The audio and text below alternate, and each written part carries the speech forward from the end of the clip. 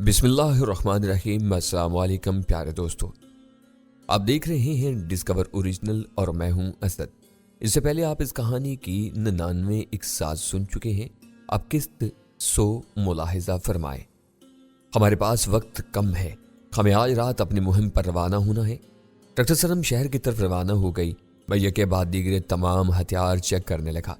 اب یہ ہتھیاروں کو رہنے دو ذوالفقار، ہمیں اپنی آج کی مہم کی بقیہ تفصیلات طے کرنا ہے۔ اور کون سی تفصیلات باقی رہ گئی ہیں؟ میں نے حیرانی سے پوچھا۔ تفصیلات باقی ہیں اور بہت اہم تفصیلات باقی ہیں۔ میں نے جان بوجھ کر ڈاکٹر سنم کی موجودگی میں بات آگے نہیں بڑھائی، وہ خام خواہ پریشان ہو جاتی ہے۔ مجھے یقین ہے تم لوگوں کی نظر سے یہ حقیقت پوشیدہ نہیں ہوگی کہ ہم آج رات جس مہم پر جا رہے ہیں وہ بے حد جان لیوا ہے۔ ہمیں ہر حال میں نیک توقعات رکھنی چاہیے، لیکن ہم حقیقت پسندی کا دامن بھی ہاتھ سے نہیں چھوڑ سکتے۔ ڈاکٹر سنم کے سامنے ہم نے اس مہم کے لیے صرف اور صرف خوش امیدی کا اظہار کیا، لیکن بہتر ہوگا کہ ہم تاریخ امکانات کے متعلق بھی غور کر لیں اور ان سے نمٹنے کے لیے ہر ممکن تیاری بھی کر لیں۔ سچی بات تو یہ ہے کہ اس مہم میں کامیابی اور ناکامی کے برابر امکانات ہیں، بلکہ میں دوسرے امکان کو زیادہ قرین قیاس سمجھتا ہوں۔ ہو سکتا ہے ہم میں سے ایک بھی وہاں سے بچ کر نہ آ سکے۔ ہمارے لیے بہتر یہ ہے کہ ہم ہر صورتحال کے لیے خود کو تیار رکھیں۔ مجھے فکر صرف یہ ہے کہ اگر خدا نخواستہ ہم تینوں ایک ساتھ اپنی زندگی سے ہاتھ دھو بیٹھے تو سردار شاہ مراد اور اس کے بھارتی آقاؤں کے ناپاک ارادوں کی راہ میں کوئی رکاوٹ نہیں رہے گی۔ ہمارے ہیڈ آفس والوں کو پتہ بھی نہیں چل سکے گا کہ ہم پر کیا گزری۔ مرزا نے گمبھیر لہجے میں کہا، آپ کا کہنا صحیح ہے مرزا صاحب، واقعی یہ موت اور زندگی کا کھیل ہے۔ اس کھیل میں کسی بھی وقت ہماری جان جا سکتی ہے، لیکن ہماری زندگی کی قربانی اسی وقت ثمر آور ہو سکتی ہے جب ہم اپنے پاک وطن کے دشمنوں کے ارادوں کو مٹی میں ملا دیں۔ ہمیں کوئی ایسا انتظام کرنا چاہیے کہ ہماری موت کے بعد بھی سردار شاہ مراد کی سازش ناکام بنانے کا مشن جاری رہے۔ ہمارے پاس ڈاکٹر سنم اور افضل کے ریکارڈ شدہ گفتگو کی صورت میں سردار شاہ مراد کی سازشوں کا اہم اور تفصیلی ریکارڈ موجود ہے۔ اگر یہ دونوں کیسٹس کسی طرح ہمارے ہیڈ آفس پہنچ جائیں تو ہمیں ہماری جدوجہد کا مناسب صلہ مل جائے گا۔ مجھے یقین ہے ان دونوں کیسٹوں میں ریکارڈ شدہ گفتگو ہمارے ہیڈ آفس کے کرتا دھرتا افراد کو فوری طور پر حرکت میں آنے پر مجبور کر دے گی، بلکہ مجھے یقین ہے کہ ان کیسٹوں میں ریکارڈ گفتگو حکومت کے ایوانوں میں تہلکہ مچا دے گی۔ مگر یہ کیسٹیں وہاں تک پہنچیں گی کیسے؟ صدیقی نے کہا، ظاہری بات ہے یہ بے حد نازک معاملہ ہے جس میں کسی بھی قسم کا خطرہ مول نہیں لیا جا سکتا۔ اسی سلسلے میں یہی ممکن ہے کہ ہم ڈاکٹر سنم کو سمجھا دیں کہ وہ 1-2 دن تک ہم لوگوں کے واپس نہ آنے کی صورت میں یہ تمام چیزیں اسلام آباد میں ہمارے ہیڈ آفس کے کسی ذمہ دار افسر تک پہنچا دیں۔ لیکن اس مجنوں بھائی افضل کا کیا بنے گا؟ صدیقی نے مسکراتے ہوئے کہا، یہ کیسٹیں اسلام آباد پہنچ گئیں تو یہ مسئلہ بھی حل ہو جائے گا، وہ لوگ خود ہی اس سے نمٹ لیں گے۔ مجھے یقین ہے ڈاکٹر سنم یہ کام ذمہ داری سے کر سکتی ہے۔ مرزا نے اپنی رائے کا اظہار کیا۔ میں نے اور صدیقی نے اس کی رائے سے اتفاق کیا۔ اپنے منصوبے کے ہر ممکنہ پہلو پر گفتگو کرنے کے بعد مرزا ہمارے میک اپ میں مصروف ہو گیا۔ اس نے کوشش کی کہ ہم شکل و صورت سے اسی علاقے کے باسی دکھائی دیں۔ میرے سامنے رکھے آئینے میں جو چہرہ ابھرا وہ اصل سیف داد خان سے زیادہ مختلف نہیں تھا، اسی سیف داد خان سے ملتا جلتا جو کبھی یہاں سے جان بچا کر بھاگا تھا۔ اسی وقت میرے ذہن میں ایک سوال ابھرا جو میرے لاشعور میں گزشتہ 2 دن سے چبھ رہا تھا۔ مرزا صاحب، جب ہم افضل کو اٹھانے کے لیے سردار شاہ مراد کی حویلی پہنچے تو میرے چہرے پر نہایت عمدگی سے کیا گیا میک اپ موجود تھا۔ اس کے باوجود ندا نے مجھے پہلی نظر میں پہچان لیا۔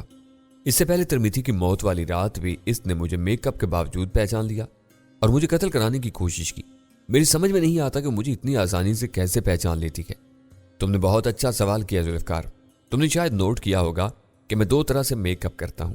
ایک طریقے میں پلاسٹک میک اپ کے ذریعے چہرے پر مصنوعی جھریاں، ابھار اور پیچ و خم پیدا کر کے چہرے کے نقوش کو خاصیت تک بدل دیا جاتا ہے، جیسا کہ میں نے ملتان سے روانگی کے وقت اپنے چہرے پر بوڑھے آدمی کا میک اپ کیا تھا۔ یہ میک اپ خاصی محنت اور مہارت کا متقاضی ہے، جبکہ میک اپ کا دوسرا طریقہ یہ ہے کہ چہرے کے بنیادی نقوش میں کوئی تبدیلی نہیں کی جاتی، بلکہ چہرے پر کچھ ایسے مصنوعی اضافے کر دیے جاتے ہیں کہ میک اپ کے حامل شخص کو شناخت کرنا آسان نہیں رہتا۔ مثلا چہرے پر گھنی داڑھی مونچھوں کا اضافہ کر دینا، ناک میں اسپرنگ ٹھوس دینا، بھووں کو باریک یا کھنا کر لینا اور مصنوعی تلوں اور مسوں کے اضافے کر لینا۔ اس طرح کے میک اپ میں یہ قباحت ہے کہ آپ کو بہت قریب سے اور بغور دیکھنے والے اچھی یاداشت کے حامل شخص کو اگر ایک بار پھر آپ کو بغور دیکھنے کا موقع ملے تو اس بات کا قوی امکان ہے کہ وہ آپ کو اس میک اپ کے باوجود شناخت کر لے گا۔ ویسے بھی انسان اس شخصیت کے چہرے کے نقوش کبھی نہیں بھولتا جس نے اسے کسی بھی طرح متاثر کیا ہو۔ इसके अलावा बाज इंसानों में चेहरों को पहचानने और याद रखने की खसूसी सलाहियत होती है। वो किसी भी शख्स को कितने भी अरसे बाद कितने भी तब्दील शुदा हुलिये के साथ देख ले, उसे फौरन पहचान लेता है। ये तो कुदरती सलाहियत है, लेकिन आजकल दुनिया भर के तरक्की याफ्ता ममालिक के आला तहकीकाती इदारों में एजेंटों को जदीद तरीन आलात के जरिए चेहरे पहचानने की खसूसी तरबियत दी जाती है। इस तरबियत के जरिए बासलाहियत अफराद इस दर्जा कमाल पर पहुंच जाते हैं कि इन्हें मेकअप के जरिए धोखा देना बेहद मुश्किल हो जाता है। मेरे अंदाजे के मुताबिक निदा के साथ भी कुछ ऐसा ही मामला है। इसमें चेहरे पहचानने की फितरी सलाहियत है और इस सलाहियत को खुसूसी तरबियत के जरिए मजीद जिला बख्शी गई है, इसलिए उसने दोनों मरतबा तुम्हें पहली नज़र में पहचान लिया। यकीनन ऐसा ही हुआ होगा मिर्ज़ा साहब, आपने मेरी बहुत बड़ी ज़हनी उलझन दूर कर दी है। इसके साथ साथ मेरी मालूमात में भी बेहद कीमती इजाफा हुआ है। मैंने ममनूनियत भरे लहजे में कहा। हम लोग बड़ी बेचैनी से डॉक्टर सनम की वापसी का इंतजार करने लगे। असर के वक्त इतलाई घंटी बजी। मैं तेजी से कदम उठाता गेट पर पहुंच गया। डॉक्टर सनम की कार मुझे गेट के सामने ही नजर आ गई। मैंने गेट के पट खोले, यानी उसी वक्त मुझे डॉक्टर सनम की गाड़ी के अक्कम में एक और गाड़ी नजर आई। ये रेंज ओवर जीप थी। जीप की ड्राइविंग सीट पर विराजमान हस्ती को भी मैंने फौरन पहचान लिया। वो जवाद था। गेट खुलते ही डॉक्टर सनम की गाड़ी अंदर आ गई। जवाद भी उसके पीछे पीछे जीप को अंदर ले आया। डॉक्टर सनम के बंगले का छोटा सा अहाता लबालब भर गया। तब मैंने देखा कि जीप की अगली और पिछली नंबरों की तख्ती पर महकमा अनहार पंजाब लिखा हुआ था। जवाद अपने दोस्त के गैराज से एक सरकारी गाड़ी उड़ा लाया था। मेरे लबों पर बेसाख्ता मुस्कुराहट दौड़ गई। मेरे चेहरे पर होने वाली छोटी मोटी तब्दीलियों के बावजूद जवाद ने मुझे फौरन पहचान लिया। वो नहायत गर्म जोशी और अपनाइयत से मुझसे लिपट गया। सलाम दुआ के बाद हम हाल कमरे में आ गए। मिर्जा और सदीकी ने वजाहत तलब नजरों से जवाद की तरफ देखा। यह जवाद है, आप लोगों के लिए गाड़ी का इंतजाम इन्होंने किया है। ओहो, बहुत खुशी हुई आपसे मिलकर, मिर्जा ने उलझे हुए लहजे में कहा। डॉक्टर सनम ने जवाद से मिर्जा और सदीकी का तारुफ कराया। हम लोग आपस में रस्मी बातें करने लगे। मुझे मालूम था कि मिर्जा और सदीकी शदीद इज़्तिराब का शिकार हैं। वक्त बहुत तेजी से गुजर रहा था। हमें अपनी तैयारी को आखिरी शक्ल देनी थी। जवाद की मौजूदगी में अपनी मुहिम के बारे में बात करना किसी भी तरह मुनासिब न होता। वो बहरहाल गैर मुतलका शख्स था। काफी देर के बाद भी जब जवाद ने रवानगी का इरादा जाहिर नहीं किया तो मिर्जा ने शाह की नजरों से डॉक्टर सनम की तरफ देखा। डॉक्टर सनम के चेहरे का रंग फीका पड़ गया तो उसने पेशमानी से सर झुकाते हुए कहा, मैं माफ़ी चाहती हूँ। ना चाहते हुए भी मुझे जवाद को आप लोगों के मुतालिक सब कुछ बताना पड़ा। ये पूरी सूरत हाल से वाकिफ हो चुके हैं। मुझे अपने वजूद में नाराज़गी की लहर तोड़ती महसूस हुई। डॉक्टर साहिबा, ये आपने, मिर्जा ने मुर्ताइश लहजे में एहतजाज करना चाहा, लेकिन जवाद ने मुआज़्ज़त खाना लहजे में उसकी बात काट दी। आप लोग सनम साहिबा को इस मामले में कसूरवार ना ठहराएं। इन्होंने बेहद मुज़ाहमत की थी, लेकिन मेरी शदीद इसरार के बायस इन्हें अपनी जुबान खोलना पड़ी। जुल्फ़कार भाई अच्छी तरह जानते हैं कि मैं डॉक्टर साहिबा के लिए किस किस्म के एहसासात रखता हूँ। मुझे इनकी दिन रात फिक्र लगी रहती है। इन्होंने जब पुरस्रार अंदाज में मुझसे गाड़ी की फरमाइश की तो इस अंदाज ने मुझे बुरी तरह चौंकने पर मजबूर कर दिया। मेरी बाज़पुरस के बावजूद जब इन्होंने अपनी जुबान न खोली तो मैं अज़हद परेशान हो गया। मैंने जब बाकायदा बाहिमी ताल्लुकात मुनक़ता करने की धमकी दी तो इन्हें मुझे सब कुछ बताना पड़ा। जवाद ने ठहर कर मिर्ज़ा और सदीकी के तासुरात का जायज़ा लिया। इनके चेहरों के तकद्दुर में कुछ कमी देखकर उसे मज़ीद हौसला हुआ। मुझे आप लोगों के सरकारी काम में मुदाखलत करने पर इंतहाई शर्मिंदगी है। मुझे अगर सूरत हाल का अंदाज़ा होता तो मैं हरगिज़ डॉक्टर साहिबा पर जोर न डालता। अब आप क्या चाहते हैं? मिर्ज़ा ने संजीदा से लहजे में कहा। जवाद ने कुछ कहना चाहा, लेकिन फिर उसने अपने होंठ भींच लिए। लेकिन हमारी सवालिया नज़रों की चुभन से मजबूर होकर उसे अपनी जुबान खोलना पड़ी। ये छोटा मुंह बड़ी बात वाली सूरत हाल है। मुझे डर है कहीं आप नाराज़ ना हो जाएं। तमहीद में मत पड़ो जवान, सीधी सीधी बात करो, हमारे पास वक्त कम है। मिर्ज़ा ने नर्म लहजे में कहा। मैं आप लोगों के हमरा इस मुहिम पर जाना चाहता हूँ। जवाद ने मिर्ज़ा को उम्मीद भरी नज़रों से देखते हुए जल्दी जल्दी कहा। इसकी बात सुनकर मिर्ज़ा और सदीकी के चेहरे पर कदरे हैरानी के तासरात उभरे। हम पिकनिक मनाने नहीं जा रहे जवान, ये बेहद खतरनाक मिशन है। इसके दौरान हम लोग मौत का शिकार भी हो सकते हैं। मैं जानता हूँ जनाब, डॉक्टर साहिबा ने मुझे सब कुछ बता दिया है। इसके बावजूद मेरी दिली ख्वाहिश है कि मैं भी इस मुहिम में शरीक हूँ। आप अगर मुझ पर मेहरबानी करके मुझे अपने साथ ले चलने की इजाज़त दे दें तो मैं आपको यकीन दिलाता हूँ कि मैं आप लोगों पर बोझ नहीं बनूंगा, बल्कि मेरी शिरकत आप लोगों को फ़ायदा ही देगी। लेकिन तुम अपनी ज़िंदगी खतरे में क्यों डालना चाहते हो?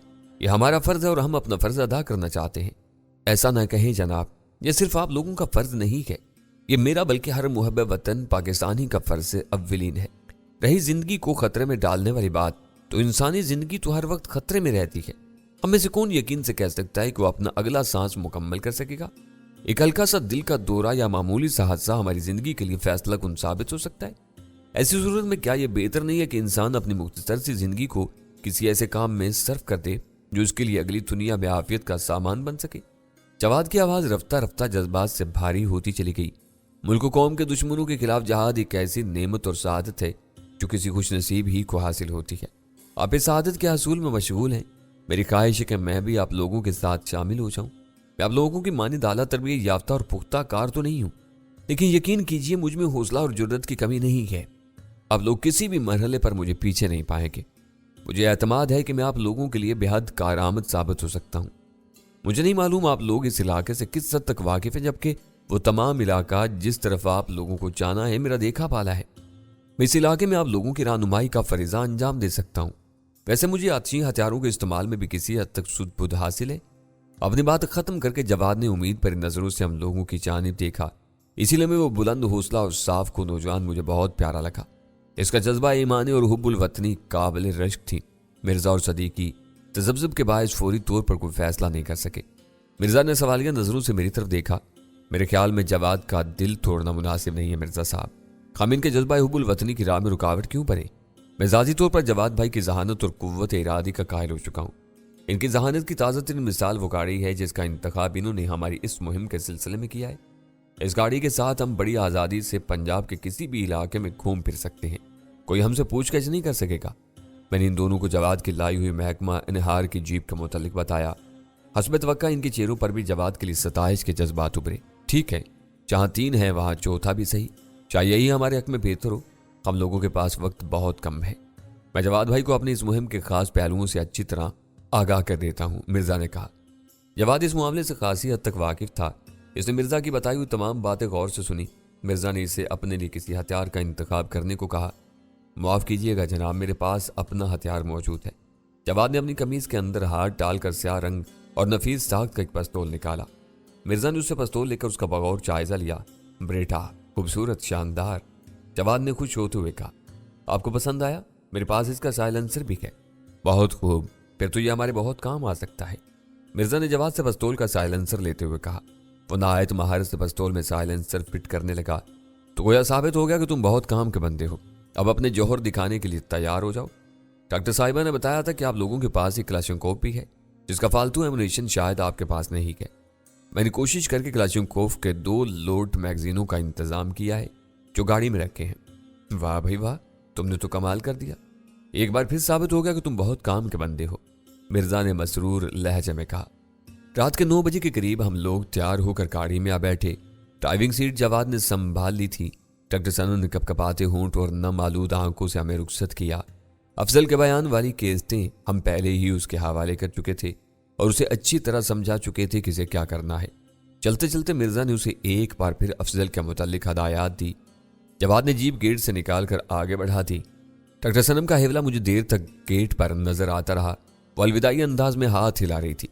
کسی ایسے راستے سے چلو جواد جہاں سردار شاہ مراد کے کارندوں سے مڑ بھیڑ کا کم سے کم امکان ہو، مرزا نے سنجیدہ لہجے میں کہا۔ افضل کے اغوا نے ان لوگوں میں کھلبلی مچا دی ہوگی۔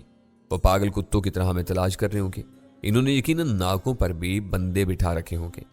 آپ فکر نہ کریں جناب، میں آپ کو ایسے راستوں سے لے جاؤں گا کہ وہ ہماری گرد کو بھی نہ پا سکیں گے، جواد نے پر اعتماد لہجے میں کہا۔ میرے ذہن میں سوال ابھرا کہ ایسے راستے کون سے ہو سکتے ہیں۔ کچھ دیر بعد مجھے اپنے اس سوال کا جواب مل گیا۔ جواد نے جس راستے سے جیپ کو شہر سے نکالا وہ میرے علم میں بھی نہیں تھا۔ وہ راستہ صرف شاید بیل گاڑی والے ہی استعمال کرتے ہوں گے۔ یہ راستہ ایسا تھا جس پر جیپ ہی چل سکتی تھی۔ شہر سے نکلتی سڑک کے دونوں اطراف میں بلند و بالا درختوں کی قطاریں شروع ہو گئیں۔ اندھیری رات میں بھاری بھرکم جیپ کسی عفریت کی طرح چیختی چنگھاڑتی آنکھیں نکالتی آگے بڑھتی رہی۔ اس راستے کے آس پاس کھیت کھلیان رہے ہوں گے، لیکن اس وقت وہاں ہر طرف اندھیرے اور سناٹے کی حکمرانی تھی۔ مجھے اطمینان تھا کہ ہم لوگ اپنی منزل کی سمت میں بڑھ رہے ہیں، کیونکہ اس دوران جیپ کا رخ مسلسل شمال کی جانب رہا۔ کئی کلومیٹر کا فاصلہ طے کرنے کے بعد جیپ نے ایک بڑی سی نہر کا نیم پختہ پل پار کیا۔ اس کے ساتھ ہی جواد نے جیپ کو بائیں طرف موڑ دیا اور جیپ نہر کے پشتے پر آگے بڑھنے لگی۔ میں نے دھیمے لہجے میں جواد سے پوچھا، اس طرف کہاں جا رہے ہو؟ یہ نہر آگے جا کر تقریباً 2-2.5 کلومیٹر کے فاصلے سے سردار شاہ مراد کے گاؤں کے قریب سے گزرتی ہے۔ اس راستے سے ہمیں کسی قسم کی روک ٹوک کا سامنا نہیں کرنا پڑے گا، جواد نے پر اعتماد لہجے میں کہا۔ اس کے ساتھ ہی میں نے پہچان لیا کہ یہ نہر کون سی ہو سکتی ہے۔ یہ نہر ہمارے گاؤں کے حکم میں واقع جنگل سے بل کھاتی گزرتی تھی۔ ہمارے گاؤں میں مشہور تھا کہ گرمیوں کی دوپہر میں اس نہر پر بھیڑیوں کے گول پانی پینے آتے ہیں، اس لیے ہمارے گاؤں کے لوگ بلا ضرورت اس طرف جانے سے گریز کیا کرتے تھے۔ کسی زمانے میں اس نہر کے کنارے محکمہ جنگلات کا ڈاک بنگلہ بھی تھا، جو متروک ہونے کے بعد رفتہ رفتہ کھنڈر بن گیا اور پھر دیہات کی روایت کے عین مطابق اسے بھوتوں کا مسکن قرار دے دیا گیا۔ میں ایک بار پھر جواد کی ذہانت کا قائل ہو گیا۔ اس نے واقعی ایسے راستے کا انتخاب کیا تھا جو ہماری مہم کے لحاظ سے بے حد موزوں تھا۔